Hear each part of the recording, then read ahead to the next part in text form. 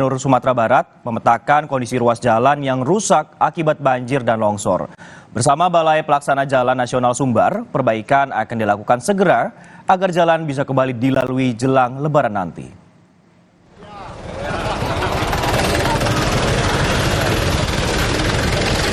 Gubernur Sumatera Barat, Mahyildi, meninjau sejumlah titik kawasan yang terdampak bencana banjir dan juga longsor di Kabupaten Pesisir Selatan. Selain mengirimkan bantuan, Mahyildi juga memetakan titik ruas Jalan Bengkulu, Sumatera Barat via Pesisir Selatan yang rusak akibat bencana banjir dan juga longsor.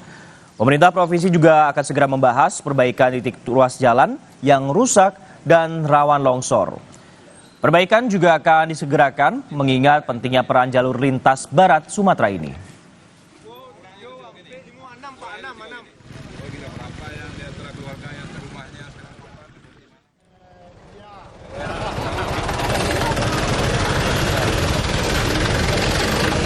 Tunggu orang jalan.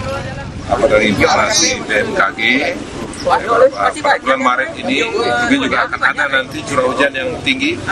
Ya, dan kalau misalnya basah, basah berarti curah hujan.